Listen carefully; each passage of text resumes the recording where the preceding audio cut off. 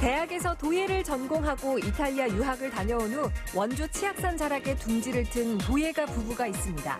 흙으로 삶과 일상을 빚어내는 도예 부부, 이준우, 서원주 씨를 만나봅니다. 한림대학교 사회학과 학생들의 영상시사회 그 두 번째 이야기. 학생들이 한 학기 동안 열심히 만든 영상들은 과연 어떤 평가를 받았을까요? 한림대학교 학생들이 담아낸 청춘들의 리얼 이야기를 소개합니다. 등산의 꽃이라 불리는 겨울 산행. 그러나 겨울 산행을 할 땐 많은 주의가 필요한데요. 겨울철 등반 코스를 선택하는 방법부터 조난을 당했을 때의 대처 방법까지 다양한 꿀팁들에 대해서 배워봅니다. 생방송 강원 365 지금 시작합니다.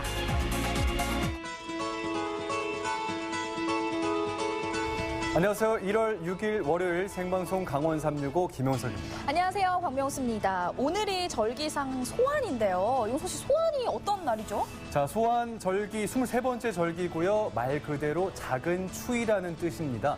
우리나라에서는 이 소환 무렵이 가장 춥다고 알려져 있는데 네. 오늘 날씨는 생각해보면요. 막 영하로 쭉 떨어져서 엄청나게 춥거나 뭐 그렇게 느껴지진 않았어요. 맞아요. 좀 포근했던 것 같은데 네네. 어떠셨나요? 저도 그렇게 느꼈거든요. 네네. 대신에 눈과 비 소식이 있었습니다.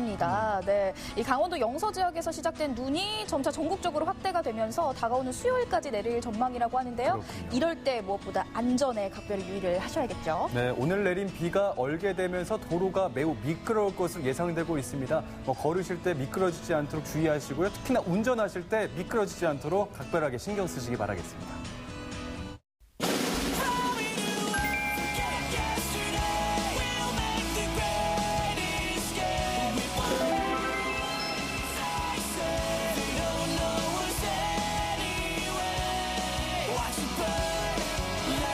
네, 생방송 강원 365 오늘 소식 전해주기 위해서 심혜인 리포터가 함께하고 있습니다. 반갑습니다. 어서 오세요. 네, 안녕하세요. 달리고 달리는 달달한 리포터 심혜인입니다.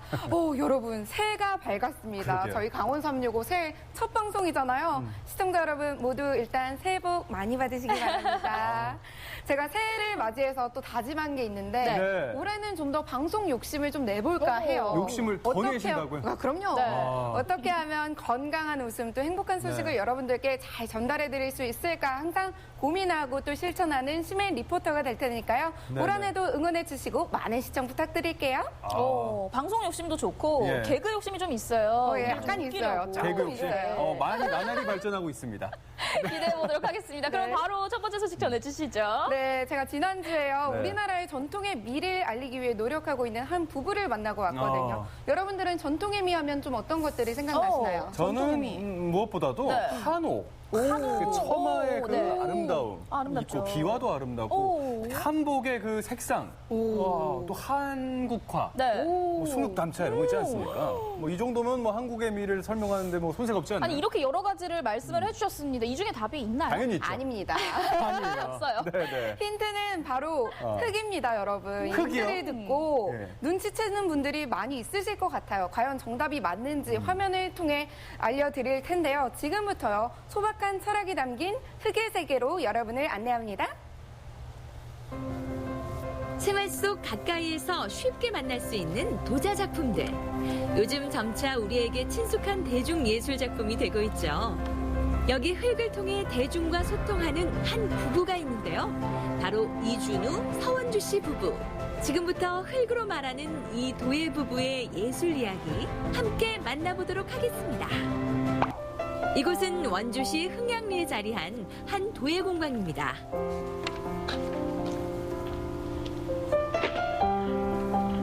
공방에 들어서니 먼저 다양한 도자 작품들이 반기는데요. 오, 차분하면서 이 질박한 그런 인위적이지 않은 재료 본연의 멋을 그대로 살린 모습들이 나타나네요. 제가 영상으로 보고 있지만 참 뭔가 이렇게 편안하면서 네. 깊은 담백한 멋이 있지 않나 싶습니다. 맞아요.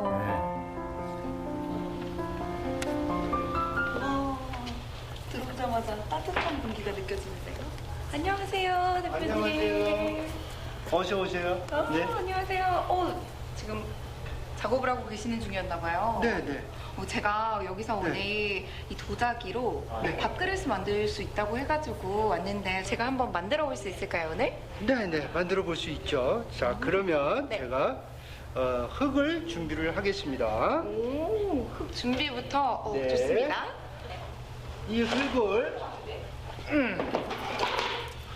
발로 다 밟아서 꼬막이라 그래가지고 이렇게 제가 이따가 보여드릴 건데 그게 꼬막, 먹는 미는 꼬막이 아닌가 방법을 봐요. 통해서 흙을 준비를 했었는데 지금은 토량기라고 해서 여기다 이렇게 집어넣고 바로 나오는 대로 쓸 수가 있어요. 토량기를 이용해 흙반죽을 쉽게 빼는 작업인데요. 미세하게 분쇄된 흙반죽을 기계를 이용해 흙 속의 공기를 제거하고 부드럽게 압축시키는 거라고 해요.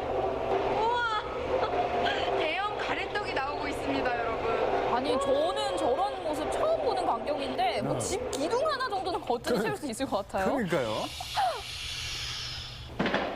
자, 다음은 성형 단계로 들어가는데요. 취향에 따라 원하는 모양으로 빚을 수가 있어요.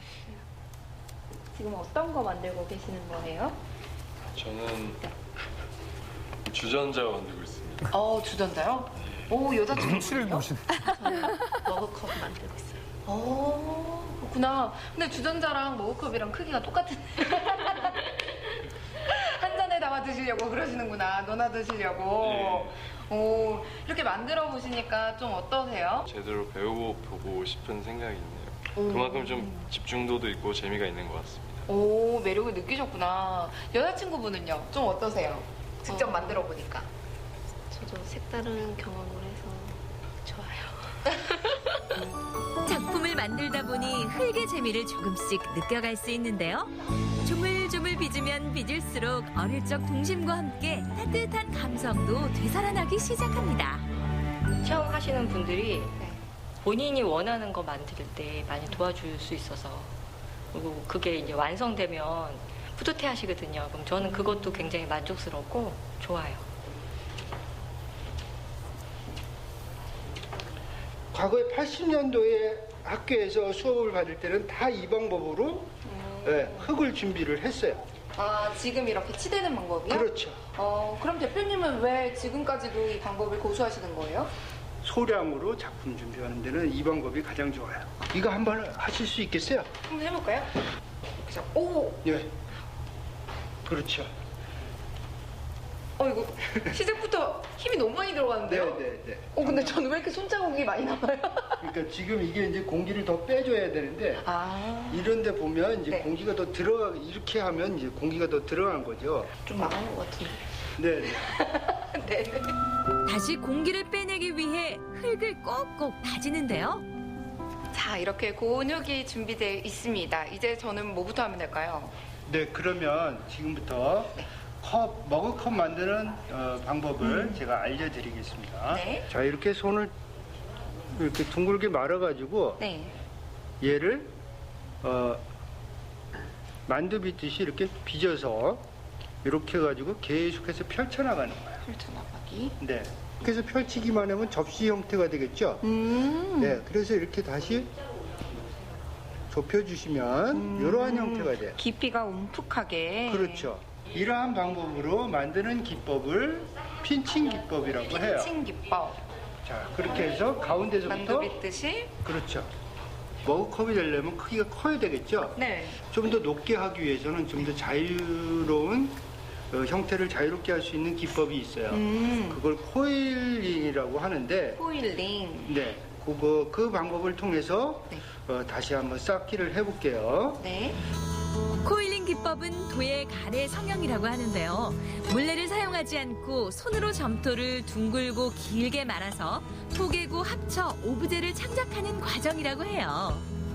이 도예를 언제부터 좀 시작하신 거예요? 네, 저는 고등학교 졸업 맞고 대학교를 선택할 때 네. 요공예과를 선택을 했어요. 그래서 한 30년이 좀 넘었겠죠? 와, 30년 동안 이 도예를 꾸준히 하신 거예요? 네네. 와, 대체 이 도예의 매력은 뭐길래 이렇게 오랫동안 하시는 거예요? 도자기를 우리가 하다 보면 네. 알아가면 알아갈수록 흙이라든가 유약이라든가 불에 대해서 내가 정의 내렸던 부분들이 계속해서 깨지고 있어요. 그러다 보니까 이 도자기의 깊이가 너무 매력적인 것 같아요. 알면 알수록 까면 깔수록 네. 계속 달라지는구나. 그렇죠. 이준우, 서원주 씨 부부는 대학에서 도예를 전공하고 이탈리아로 유학을 다녀온 뒤 공방을 열어 함께 작품 활동을 하고 있는데요. 흙으로서 자신의 감정과 철학을 담아내며 늘 새로운 것을 발견, 창작해 나가고 있죠. 또한 누구나 쉽게 찾아 배울 수 있는 작업 공간을 만들어 도예 문화의 대중화를 조금씩 실현시키고 있습니다. 이번엔 물레 작업이 이루어졌는데요. 손을 놔보세요. 조교, 흙 좀 더 갖다 주세요. 코일 기법을 이용해서 만들었어요. 좌우 대칭인 형태를 만드는 거예요. 물레 위에서 순식간에 작품의 윤곽이 나타나기 시작하는데요. 미세한 움직임에 따라 그 모양도 180도 달라지기 시작합니다.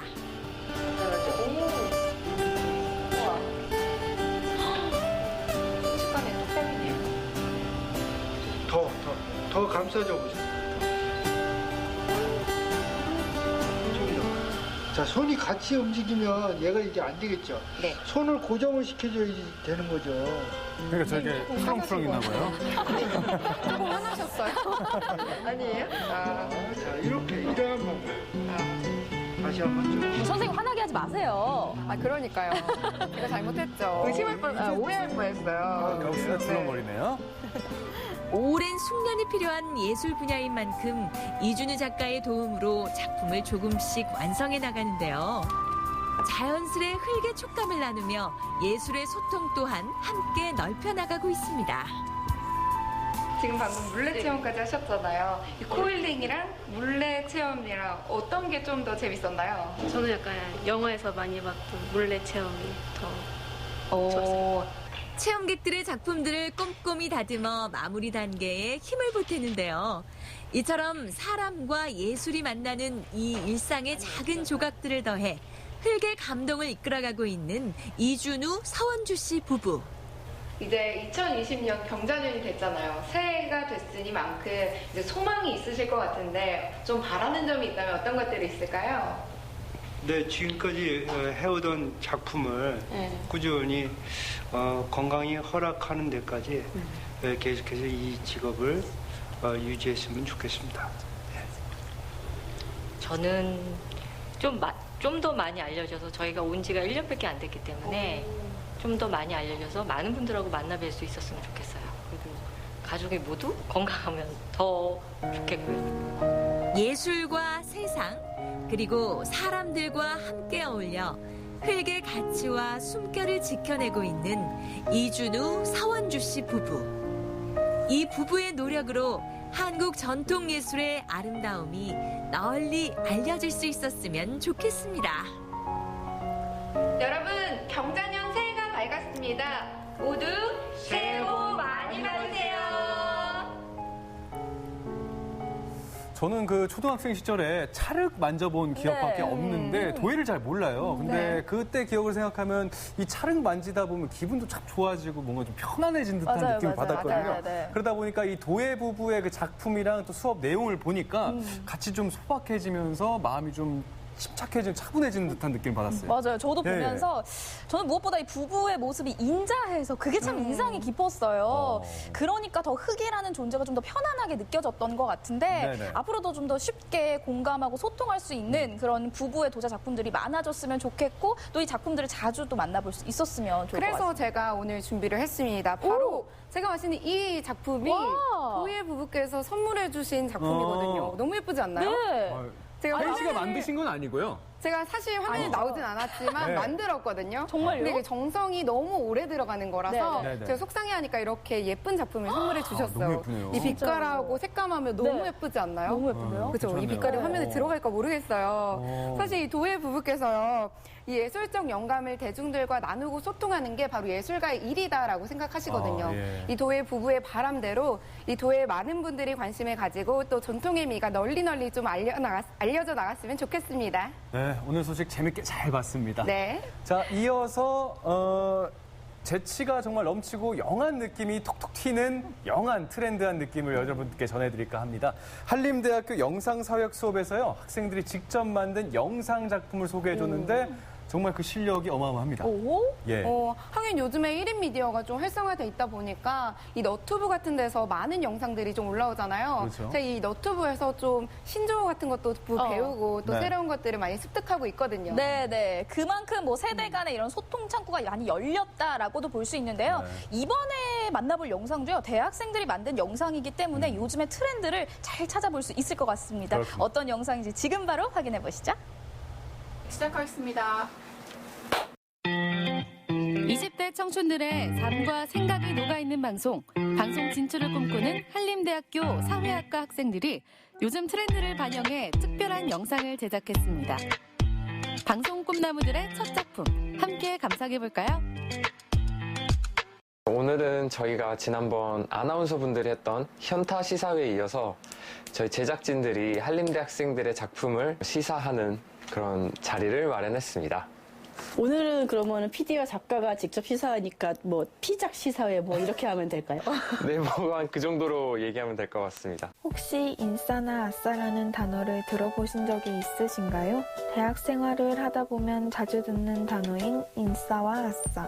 유튜브에서도 인싸되는 법, 아싸를 벗어나는 방법 등 인싸와 아싸를 다룬 컨텐츠가 많은데요. 그렇다면 인싸, 인싸는 아싸? 무엇이고 아싸는 무엇일까요? 그리고 우리는 이들을 어떤 기준으로 왜 나누는 걸까요? 여러분이 생각하는 인싸와 아싸는 무엇인가요? 되게 친구가 엄청 많고 맨날 약속이 잡히는 그런 느낌. 사람들이랑 어울려 노는 것에서 에너지를 가지는 사람? 약간 사람들이랑 서로 잘 어울리고 다니고 또 막 술도 좀 많이 마시고 사람들과 소통하기를 거부하는 사람이라 생각합니다. 되게 조용하고 뭔가 혼자 있는 거 좀 많이 좋아하는 그런 모습. 저희는 앞서 나온 인터뷰를 바탕으로 사회학과의 인싸와 아싸를 모집했습니다. 인싸는 좋은 거다, 뭐 아싸는 나쁜 거다 이런 거를 뭔가 허물고 싶고 거기에 대해서 이제 사회적인 문제 의식을 느껴서 이 주제를 선정합니다. 난 자발적 아싸지. 자발적 아싸? 그냥 아싸를 자발적으로? 너무 많이 듣거든. 전 맨날 아싸라고 소리 듣습니다. 아싸라는 소리를 많이 들어요. 저는 뭔가 인싸라는 소리도 들은 적도 있고 아싸라는 소리도 들은 적 있고. 오, 놀 줄 아는 놈인가? 뭐 저런 말이 있어요? 놀 줄 아는 놈. 이번 생은 망했어. 저건 안다. 저건 알아야 돼. 이번 생은 망했어. 졌지만 잘 싸웠다. 근데 나 내 생각에 SNS는 살짝 케바케인 것 같아. 맞아, 케바케. 아무리 인싸여도 안 하는 애들은 안 하더라. 맞아, 나도 내 친구 중에 아싸 같은 애 한 명 있거든? 근데 걔 친구 30명 정도 되는데 걔는 그냥 시도 때도 없이 맨날 스토리 올리고 시도 때도 없이 맨날 이렇게 게시글 올려가지고 스탄다고 싶어. 그래, 맞아. SNS에서 인싸인데 실질적으로는 아싸 성향일 수도 있겠네. 분위기 띄우라고 많이. 나는 약간 사람들이 춤춰봐 이러면 춤도 추고. 나는 아싸라는 소리를 진짜 많이 듣고 살았거든. 그냥 맨날 방에 들어가서 안 나오니까 너 친구 없냐고 맨날 애들이 물어보고 막 그냥 나 바쁘다고 하면은 너 친구 없잖아 이러면서 끌고 가고 약간 그런 게 좀 많았어가지고. 나는 너무 규정 지금 애매한 거 아까 아싸라고 말씀해주신 특징이랑 인싸라고 말씀해주신 특정 중에서 나한테 해당되는 게 되게 양쪽으로 많았단 말이야. 하긴 저도 제가 아싸라고 생각하는데 주는 게 저기서 전 완전 슈퍼 인싸인데. 내가 아까 나온 결과에 100% 인싸가 나오긴 했지만 나는 아싸에 내가 해당되는 게 아예 없는 건 아니거든. 그렇기 때문에 그러면 난 인싸도 아니고 아싸도 아닌 게 되는 거잖아. 그리고 요즘 그러니까 요즘 뭔가 트렌드가 너무 빨리 바뀌는 것 같아. 그러니까 딱 규정을 지으면 이미 그거는 이미 헝클어져 있어. 그렇기 때문에 이제는 규정하는 게 그렇게 크게 의미가 있을까? 라는 생각이 드는 것 같아. 상대방을 인싸, 아싸로 규정하지 않고 서로를 있는 그대로 존중하는 사회가 좋은 사회 아닐까요? 프레임이라고 해야 되나? 뭔가 너는 인싸니까 뭐 분위기 띄워 이럴 때 오는 부담감. 뭐 뭐 너는 아싸잖아, 나는 아싸야 이렇게 자기 스스로 위축되기도 하는 약간 그런 거를 우리가 또 좀 같이 타파를 해야 되지 않을까. 이게 학교 얘기만은 아니겠죠? 네, 그쵸. 우리 사회에서도 굳이 이분법적으로 나누기보다는 서로 각자의 뭐 개성이나 취향 존중해주고 그게 올바른 방향이지 않을까. 학생들은 그런 메시지를 전하고 싶었던 것 같아요. 저희가 이번에 봐야 할 작품은 제목이 밥경찰이라고 합니다. 혹시 밥경찰이 무슨 뜻인지 아세요? 왜 밥에 경찰을 붙이죠? 밥도둑이라고 하지 않나요, 보통은? 네, 그쵸. 보통 저희가 밥도둑, 간장게장, 뭐 김치찌개 이런 것들을 밥도둑이라고 하잖아요. 밥을 순식간에 싹 뺏어가는. 그렇죠.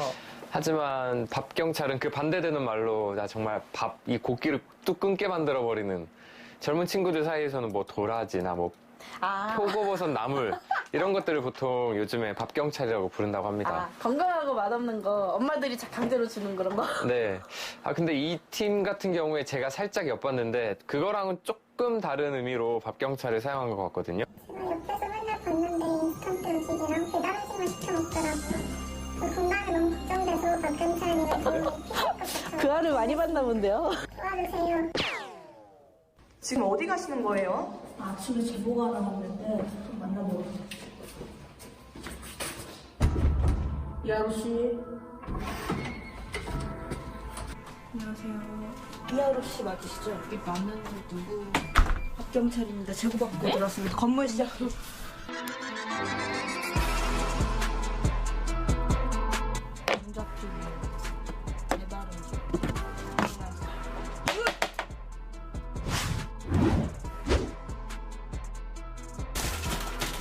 여기 사람 사는 집 맞나요? 뭘 검문을 하는데요? 긴급 솔루션이 필요한 상태입니다.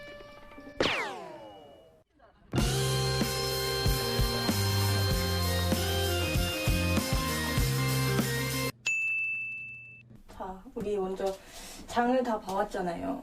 오늘 저희 할 메뉴 뭐죠? 고기 덮밥?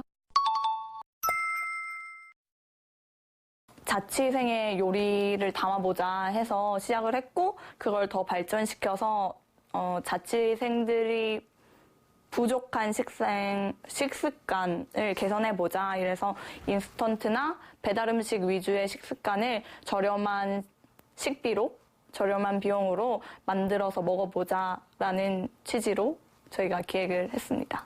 먼저 물 200ml에 간장 2스푼, 굴소스 1스푼, 설탕 1스푼 일단 넣고 어떻게 생각하세요? 아니 왜 자기가 떨어? 박경찰님, 진짜 괜찮은 거 맞죠? 된 거예요.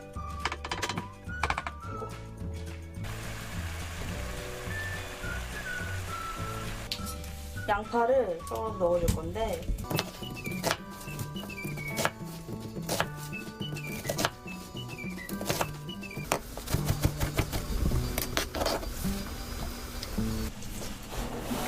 역시 나는 고기는 많이 들어가야 됩니다. 고기는 옳습니다. 계란은 이게 끓어올라서 좀 졸으면 그 위에 계획은 되게 가지고 있네요. 큰 거를 얹어주고 되게 잘하는데 잘 못하는데 잠깐만 밥이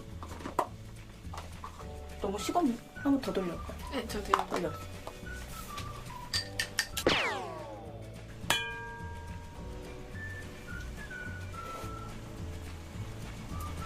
원래 이런 맛인가 이게? 이거 이거 처음 만들어 보시는 거 아니에요? 박경찰 아니지?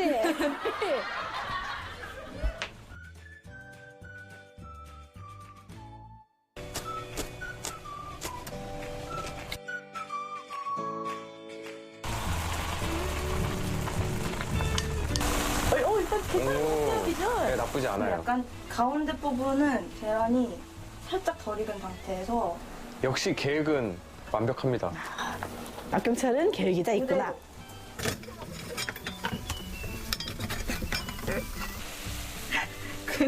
위에 올려줍니다.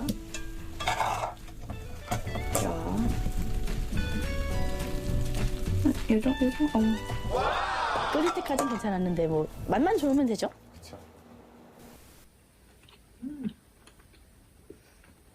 맛있어요. 맛있어요. 근데 밥 경찰이라는데 맛도 있을 것 같아요. 저거 좀 맛있어요? 많이 밖에서도 사 먹는 그런 덮밥 요리잖아요. 그렇죠. 되게 맛있나 보네요. 만족한다, 만족한다. 이게 진짜 맛있어요. 이 정도면 해먹을 수 있겠죠? 네. 자취하면서 어려운 점 있어요? 혼자 밥 빼먹고 하기 좀 번거로운가? 제가 잘 모르니까. 그럼 오늘 솔루션 배웠으니까 앞으로는 그럼 되게 지치신 것 같아요. 가로씨, 이제부턴 밥 잘 챙겨 먹기로 약속해요. 그러면 지금 두 편을 봤는데 이제 저희도 선택을 해야겠죠? 네. 먼저 선택하시죠. 저는 약간 메시지 면에서는 아싸와 인싸 쪽에 한 표를 주고 싶어요. 네. 저는 같은 자취생의 입장에서 저는 밥경찰 팀이 더 재밌었다고 저는 생각을 합니다. 작품 다 보셨는데 학생분들한테 하시고 싶은 이야기 있으시면 한 말씀 해주세요. 저는 너무 재밌게 봤고요. 그리고 약간 제작자 입장에서 대학생분들의 이렇게 좀 수준 높은 작품을 보니까 저야말로 좀 에너지를 얻고 좀 현타가 오는 그런 현타 시사회였던 것 같아요. 후배님들 앞으로도 좋은 작품 많이 많이 만들어주세요. 안녕. 재기발랄하면서도 청춘들의 진지한 고민이 듬뿍 담겨있는 대학생들의 리얼한 방송. 영상을 통해 세대를 넘어 공감이 느껴집니다. 언젠가 한림대학교 학생들의 성장한 모습을 또 다른 영상으로 만날 수 있길 기대할게요. 네, 현업 PD와 작가가 감탄한 대학생들의 영상 만나보셨는데 뭐 현업 MC와 현업 리포터가 보기에도 굉장히 재밌는 영상 아니었나요? 너무 재밌었어요. 특히 저는 이 기억에 남는 게 인싸, 아싸라는 말 우리 정말 많이 쓰고 있잖아요. 저도 굉장히 많이 쓰는데 우리 대학생 여러분들이 이 인싸, 아싸, 이분법적 사고를 좀 절제해야 된다. 이렇게 또 말씀을 해주시니까 좀 살짝 부끄러워지기도 하면서 이 말의 힘을 다시 한번 되새기는 계기가 좀 되기도 하네요. 네. 정말 기특하지 않았습니까? 네, 맞아요. 네, 네. 저는 그 이제 밥경찰 코너가 생각이 나는데 네. 부모님 생각이 좀 나더라고요. 보통 이게 타지에서 생활하고 있는 우리 자녀 생각하면 항상 좀 치근하게 생각하시는 게 부모님 마음 아니겠습니까? 그쵸. 서로 좀 잘 챙겨주면서 잘 챙겨 먹으려고 노력하는 그 모습을 부모님께서 보신다면 좀 마음도 좀 네. 위안이 좀 되실 것 같고 좀 든든하고 훈훈하고 뭐 여러 가지 감정이 들었습니다. 맞아요, 맞아요. 네네. 이렇게 요리하는 모습 보니까 네. 뭐 소꿉놀이 하는 것 같고 재밌게 봤거든요. 네. 네, 20대들의 생각을 엿볼 수 있었던 영상들을 만나보셨습니다. 어쩌면 우리 네. 학생들의 진심이 담겨 있었기 때문에 더 재미있는 영상이 아니었나 싶습니다.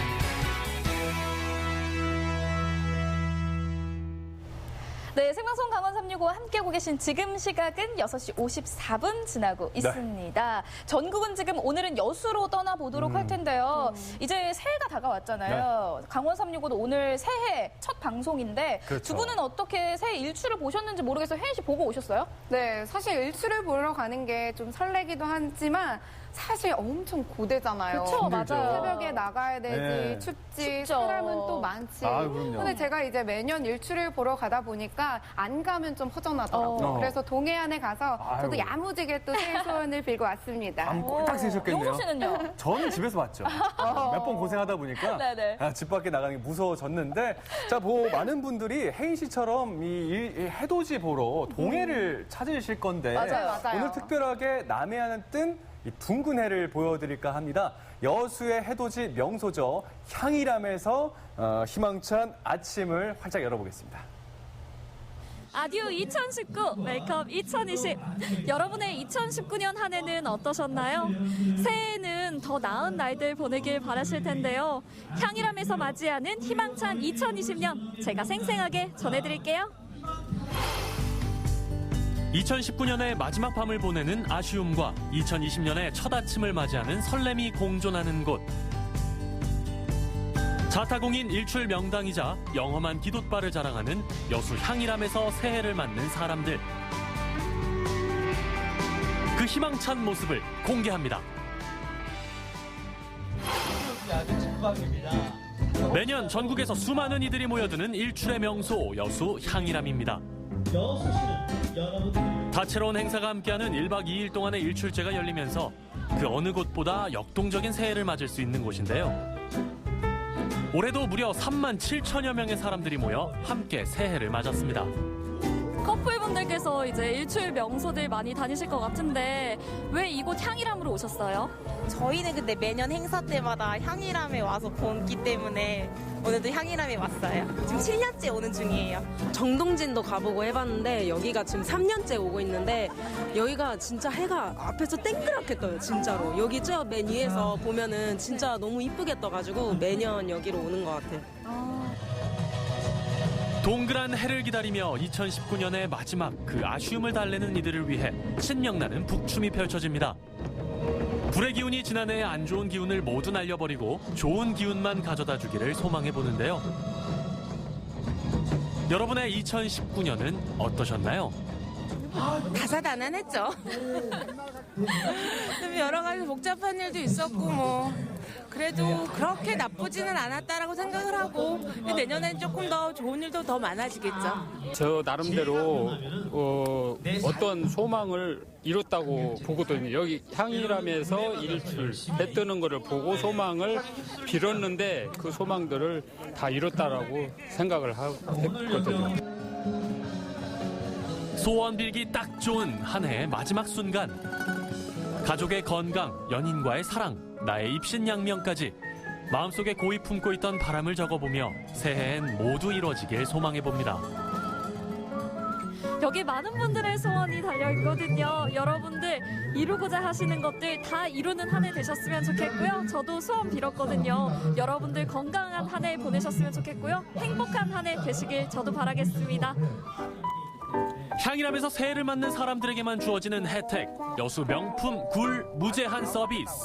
추운 겨울밤에 숯불 피워 구워 먹는 굴의 맛을 그 무엇과 비교할 수 있겠습니까? 짭조름한 바다의 맛에 남도의 푸짐한 인심까지 얹었으니 오롯한 감동이 입안 가득 전해집니다. 굴 한 잔 쓰고. 아이고 감사합니다. 와, 굴 바로 까서 저 주시는 거예요? 예. 감사합니다. 이거 어떻게 먹어야 되지? 건강하시고 건강히 가세요. 짭조름하니 역시 여수는 진짜 굴이 제맛인 것 같아요. 이거 향일암에서 먹으니까 너무 맛있는데요. 매년 향일암 일출제에 오시면 이 굴 맛볼 수 있다고 하니까요. 여러분들 향일암 일출제로 오시면 좋을 것 같아요. 눈과 입으로 일출제를 즐기는 사이 시간은 2020년을 향해 쏜살같이 달려갑니다. 저마다 소원을 담은 촛불을 켜고 새해가 안겨줄 희망을 기대하며 힘차게 카운트다운을 외쳐봅니다.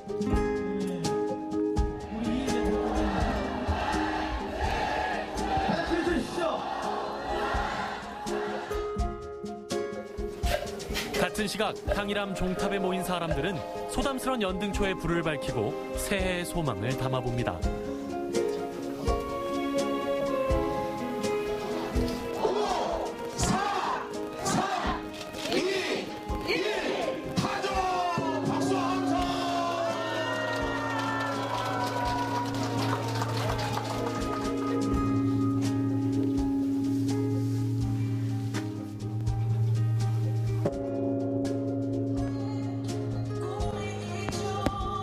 화려한 불꽃과 함께 시작된 2020년 경자년.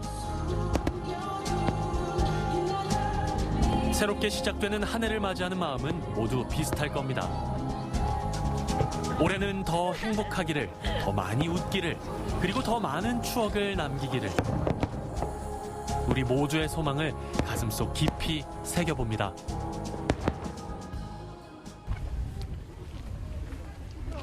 새해 첫 일출을 놓치지 않으려면 오늘만큼은 새벽잠을 포기하고 부지런해져야겠죠. 새벽 어스름을 뚫고 많은 사람들이 향일암으로 모여듭니다. 전국 4대 관음 기도처인 향일암은 해를 향한 암자라는 뜻을 품고 있어 새해 첫 해를 맞이하기에 더할 나위 없는 곳이죠. 다들 어떤 마음으로 여기까지 오셨어요?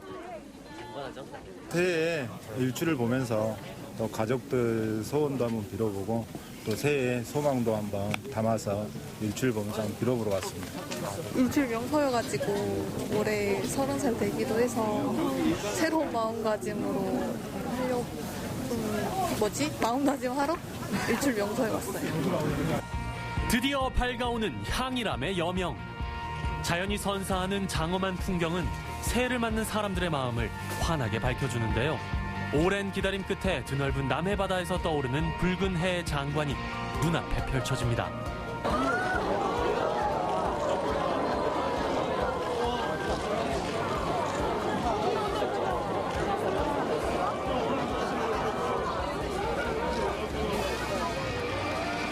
'오랫동안 기다리고 깊이 염원한 사람들에게만 주어지는 새해 첫 해맞이의 감동과 여운. 모두의 앞날에 밝은 빛만 가득하기를. 붉게 물든 바다와 신비로운 해의 기운을 여러분께 선사합니다. 향이람에서 2020년도 새해 일출을 보니까 너무나 멋있습니다. 향이람이 일출의 명소지만은 와서 보니까 너무나 멋있고, 올 한 해 우리 모든 사람들이 건강하고 행복했으면 좋겠습니다. 향이람에 처음 왔는데 2020년 첫 해도 보고 여자친구랑 같이 왔는데 되게 즐겁고 행복합니다. 그리고 미래 이제 계속 하고 있는 일도 잘 풀리고 여자친구랑 결혼도 하고 미래가 참 밝은 것 같습니다. 이 해처럼. 지금 6년 동안 나는 한국에 살았는데 처음 이렇게 보고 싶어가지고 오늘 일 없어가지고 여기도 보이고 왔어요. 좋게 집 만들고 생각 나왔는데 지금 한국에 스리랑카 집 최고 있는데 빨리 집 최고 생각하고 나왔어요. 눈으로 담고 사진으로도 담아보며 새해 첫 해의 좋은 기운을 영원히 간직하고 싶은 마음, 그 간절함이 느껴집니다. 너무 멋있는데요. 약간 한 폭의 수채화를 보고 있는 듯한 그런 느낌이 듭니다. 2020년에는 이렇게 밝게 떠오른 해처럼 여러분들도 한 해 빛나게 보내시길 저도 바랄게요. 새해 새 아침에 품어보는 설렘. 그 반짝이는 마음으로 한 해를 살아간다면 2020년은 우리에게 선물 같은 해가 되겠죠. 확대해야 돼. 너무 작아.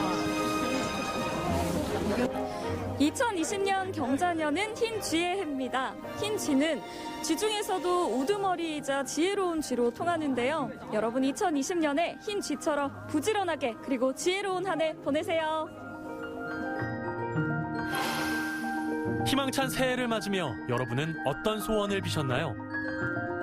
어제보다 나은 오늘, 오늘보다 나은 내일을 꿈꾸는 우리 모두에게 행복과 사랑과 웃음이 넘치는 경자년이 되기를, 모든 소원이 이루어지는 한 해가 되기를 소망해봅니다.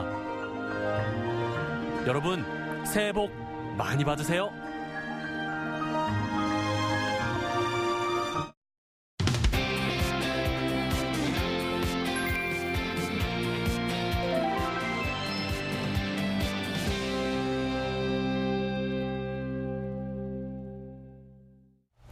네, 추위 때문에 야외 활동이 줄어드는 계절입니다. 하지만 등산객들에게는 색다른 즐거움을 주는 계절인데요.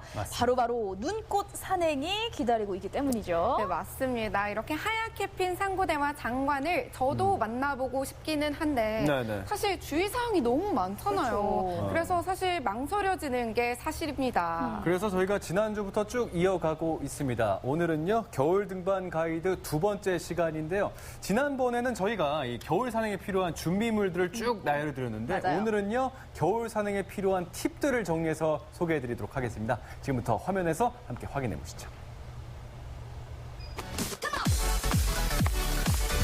자, 지난 시간 안전한 겨울 산행을 위한 준비물 살펴봤습니다. 다 메모하셨죠?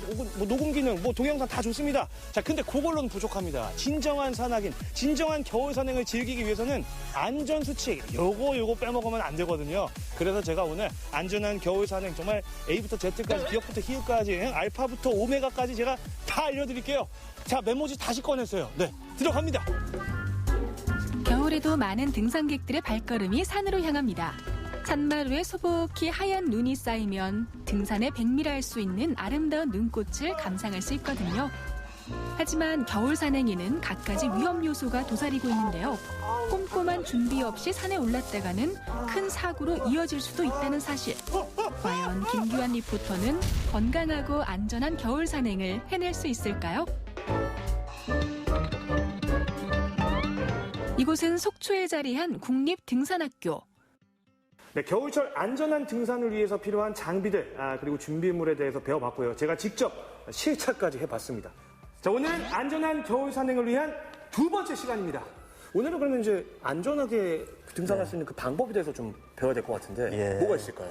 그 당일로 이제 설산을 가는 우리가 장비에 대해서 좀 알아봤는데 이제 보통 전문 산행 하시는 분들 피켈이라고 이렇게 좀 꽃게처럼 생긴 걸 이렇게 들고 가는데 우리가 일반 산행할 때는 워킹을 할 때는 이 스틱도 사용을 많이 해요. 그렇죠. 예, 자 스틱도 이제 많이 사용하는데 이게 올라갈 때 내려올 때 굉장히 우리 무릎 관절의 그 부담을 확 줄여줍니다.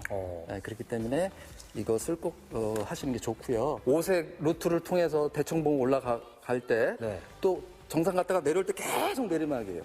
자, 계속 내리막이면 결국 무릎에 부담이 가게 되어 있습니다.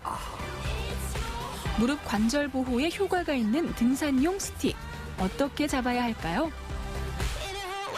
스틱도 잡는 방법이 있어요. 하나 잡아보시겠어요? 잡는 방법이 있다고? 예. 자, 보통은 그냥 이렇게 해서 이렇게 잡죠. 이렇게 그냥 이렇게 합니다. 이거 아니에요? 네. 그런데 자, 휴대폰을 올렸을 때 오른손으로 휴대폰을 잡아보세요. 휴대폰을 올렸어요. 자. 잡았죠? 네. 자. 받아야죠. 받아보세요. 이렇게? 네. 자, 그래서 밑에서부터 한번 고리를 넣으십시오. 고리 밑에서. 자, 이렇게 늘어뜨리면 밑에서.부터. 위에서. 밑에서 위로 이렇게 넣어서. 여기 이렇게 움켜서. 이렇게 움켜쥐고. 자, 이 상태에서. 자, 빼고 잡으십시오. 이렇게. 걸리죠. 이렇게 되는구나. 네, 손목에 걸립니다. 스틱을 놓치지 않도록 끈을 손목에 한 바퀴 감아서 잡아주면 전화가 왔을 때도 문제 없겠죠? 자, 실장님 그러면 이제 학교에서 이런저런 교육하시면서 그 사고 유형 같은 거 많이 보셨을 것 같은데 주로 이제 어떤 것들이 좀 있나요? 겨울 산행에서? 추위, 날씨에 의한 사고 또 많고 이제 결국은 이제 실족이나 낙상 이런 골절 사고가 많고요. 그것은 이제 장비 아이젠 같은 거를 안 가져갔다든가 할 때 미끄러져서 낙상 사고, 그다음에 이제 그 동상 이런 사고 주로 겨울철에 많이 빈번하게 발생이 되죠. 겨울철 등반 사고 유형 첫 번째는 실족 사고입니다. 눈이나 얼음 때문에 미끄러워진 등산로에서 자주 발생하죠. 두 번째는 체온 저하로 인한 동상이나 동사인데요. 산 정상부는 지상보다 훨씬 춥고 바람이 많이 붑니다. 방수와 발열 소재의 복장을 선택해 체온을 유지하는 게 중요합니다. 실제로 이제 겨울철에 겨울산을 만만하게 보고 갔다가 그냥 청바지에다가 윈드 자켓 없이 이렇게 산에 갔다가 실제로 눈보라를 만나서 동사하는 사고. 동사요? 동사. 제 손가락, 발가락 관리. 즉 예를 들어서 뭐 양말이 이제 그 젖었다거나 장갑도 젖은 상태로 말리지 않고 그랬을 때는 바로 동상으로. 조난을 당했을 땐 신속하게 구조를 요청해야 합니다. 등산로의 위치 표지판을 참고해 119에 신고하거나 119 앱을 이용하면 GPS를 통해 신고자의 정확한 위치가 파악되기 때문에 구조에 도움이 된다는 사실 꼭 알아두세요. 만약에 저기 하다가 제가 조난당한 위치를 모른다. 그럼 어떻게 해요? 자, 그건 이제 크게 두 가지로 우리가 볼 수가 있는 게, 자, 내가 이제 토항성 폭포, 아니면 울산 바위를 간다고 했을 때, 자, 글로 가다가 사고 났으면, 여기 울산 바위 가다가 사고 났으면 할 수도 있어요. 근데 좀 더 정확하게, 요즘 웬만한 등산로에는 그 좌표가 다 표시가 되어 있습니다. 숫자로 돼 있고.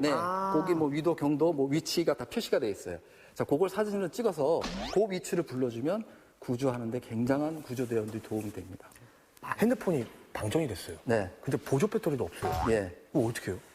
자, 그거는 사전에 준비한 만큼 생명을 연장시킬 수가 있습니다. 사전에 내가 장비를 뭐 이런 윈드 자켓이라든가 경량 패딩이라든가 이런 거, 그다음에 기본 비상식량. 자, 이거를 가져간 사람들한테는 자기가 하루를 버틸 수 있습니다. 국내 상황에서는 어지간하면. 근데 이런 것마저도 준비를 안 해가면 자기가 정말 혼자 휴대폰도 방전이 되고 아무것도 연락을 취할 수 없을 경우에는 극한 상황에 조난을 당하게 되는 거죠. 그래서 그런 준비물들을 반드시 챙겨가라는 말씀입니다. 그리고 자기 체력에 맞는 산행을 꼭 하셔야 됩니다. 과신하시면 절대 안 됩니다. 20% 남겨두셔야 됩니다. 겨울철 등산 코스를 선택할 때도 주의사항이 있는데요. 눈이 내릴 경우 소요 시간을 1시간 더 넉넉하게 잡고요. 겨울철엔 해가 일찍 저물기 때문에 오후 4시까지는 목적지에 도착할 수 있도록 일정을 짜는 게 좋습니다. 그런데요, 일반적으로 보면요, 산 밑에 쪽의 날씨 다르고 정상부는 또 완전 그냥 막 변화무쌍하지 않습니까? 예. 그거를 어떻게 좀 예측을 할 수가 있을까요? 이런 건 어디다 물어보면 될까요? 지금 그 날씨 관계는 사실 우리 기상청에서 그런 산간 날씨도 예보를 합니다. 예. 그리고 요즘 나온 어플이라든가 이런 거에 다 산행 날씨가 다 예보를 하기 때문에 그 예보를 잘 듣고 가야 되고 말씀하신 대로 밑에서는 비가 오는데 저 위에서는 눈이 올 수가 있습니다. 그렇죠. 예. 자, 그런 경우를 대비를 해서 제가 자켓이라든가 이런 것들을 꼭 자켓이 바람만 막아주는 것이 아니고 눈에서 이 습기도 막아줍니다. 그렇기 때문에 그런 걸 꼭 챙겨가라고 말씀드립니다. 지금까지 안전한 겨울 산행을 위한 팁을 차근차근 짚어봤는데요. 마지막으로 요점만 정리해 볼까요? 5가지 주의사항 꼭 기억해 주세요.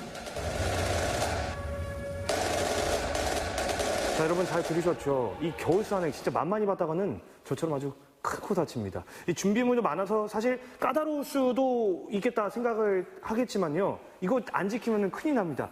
그리고 중요한 거, 이 준비 절차를 무릅쓰고서라도 겨울 산행을 가는 그 이유, 어떻게 보면 겨울 산행의 매력이라고 할 수 있겠죠.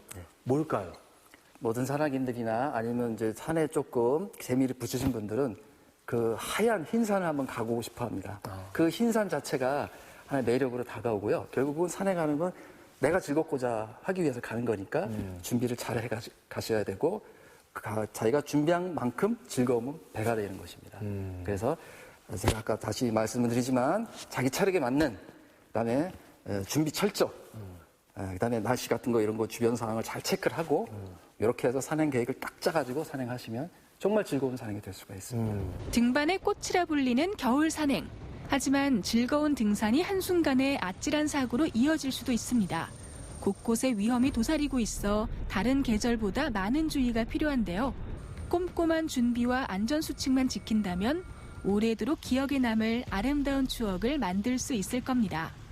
하얗게 핀 상고대의 장관과 눈부신 설산의 자태.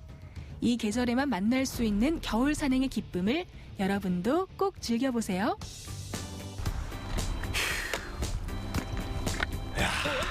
진짜 역시 강원도죠.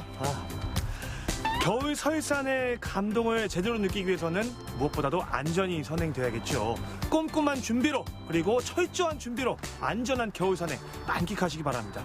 저 산악대장 기환이와 함께 가실래요?